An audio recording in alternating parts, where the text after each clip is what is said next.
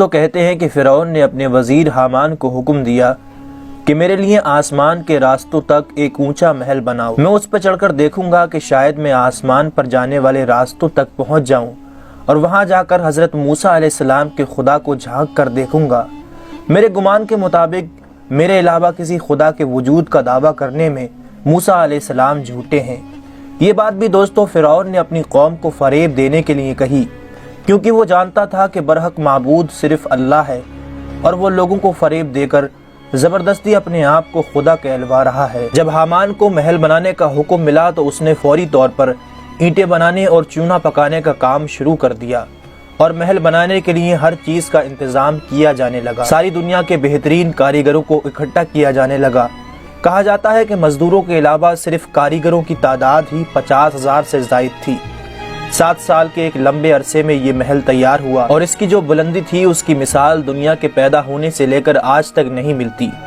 یہ محل فرعون کی خواہش کے مطابق تیار کیا گیا تھا، لیکن دوستو آخر یہی محل فرعون اور اس کی قوم کی تباہی کا ذریعہ بنا، اور اللہ تعالیٰ نے اپنی قدرت سے اس محل میں حضرت موسیٰ علیہ السلام کو پالا، اور پھر اپنے پیارے رسول کو جب نبوت دی اور حضرت موسیٰ علیہ السلام نے اللہ کا نام بلند کیا، اور یہیں سے فرعون کی تباہی اور اس کا زوال شروع ہوا۔ دوستو روایات میں آتا ہے کہ جب فرعون کا محل تیار ہوا تو فرعون اور اس کے خاص لوگ محل کی چھت پر چڑھے اور انہوں نے آسمان کی جانب تیر برسائے، اور جب تیر واپس آئے تو وہ خون سے آلود تھے۔ یہ دیکھ کر فرعون اور فرعون کے حواری کہنے لگے کہ نعوذ باللہ، ہم نے موسیٰ علیہ السلام کے رب کو قتل کر دیا۔ پھر اللہ تعالیٰ نے حضرت جبریل علیہ السلام کو حکم دیا، انہوں نے اپنا پر مار کر اس بے مثال اور مضبوط محل کے 3 ٹکڑے کر دیے۔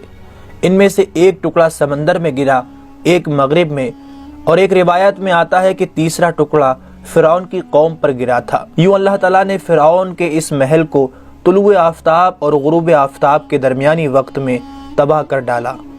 جب فرعون نے یہ مناظر دیکھے تو اس نے حضرت موسیٰ علیہ السلام سے جنگ شروع کر دی۔ اللہ نے اس کو مختلف معجزات سے آزمایا، اور ان میں سے ید بیضا، لکڑی کا سانپ بن جانا، طوفان، ٹڈی دل، خون، مینڈک، صورتوں کا بدل جانا شامل تھا۔ کہتے ہیں کہ فرعون نے خدائی کا دعویٰ کرنے سے پہلے یہ محل تیار کروایا تھا، اور اس نے مرکزی دروازے پر بسم اللہ الرحمن الرحیم لکھوا رکھا تھا، اور جب موسیٰ علیہ السلام نے اسے اللہ کی طرف بلایا اور اسے دعوت دی تو اس نے انکار کیا اور سرکشی اختیار کر لی۔ موسیٰ علیہ السلام نے فرمایا، اے اللہ، میں فرعون کو بار بار تیری طرف بلاتا ہوں لیکن مجھے اس میں کوئی بھلائی نظر نہیں آتی۔ اللہ تعالیٰ نے فرمایا، اے موسیٰ، تم اس کے کفر کو دیکھ رہے ہو اور میں اس نام کو دیکھ رہا ہوں جو اس نے اپنے دروازے پر لکھوا رکھا ہے۔ یاد رہے دوستو، اللہ تعالیٰ کے نام کی بڑی برکت اور عظمت ہے۔ اللہ تعالیٰ اپنے نام کی لاج ضرور رکھتا ہے۔ اب خود ہی سوچئے کہ یہی اگر اللہ کا نام ہمارے گھروں کے دروازے پر موجود ہو تو کسی حرام چیز کی کیا مجال کہ ہمارے گھر میں گھسے۔ اگر اسی طرح یہ نام ہمارے دل کے دروازے پر موجود ہو تو ہمارے دل میں کوئی حرام خیال داخل نہیں ہو سکے گا۔ دوستو یاد رہے کہ اللہ کی شان اور اس کی قدرت بڑی عظیم ہے۔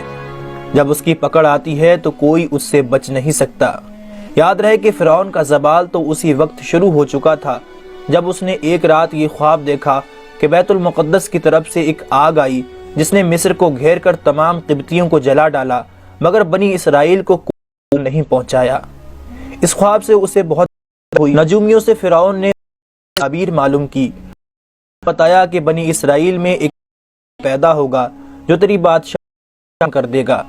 یہ سن کر فرعون نے حکم دیا کہ بنی اسرائیل میں جو بھی لڑکا ہو اسے قتل کر دیا جائے۔ حضرت موسیٰ علیہ السلام کی والدہ نے فرعون سے آپ کو ایک صندوق میں رکھ کر اور اس کو مضبوط کر کے دریائے نیل دیا۔ دریائے نیل ایک نہر فرعون کے محل کے نیچے بہی۔ یہ صندوق دریائے نیل سے بہتے نہر میں چلا گیا۔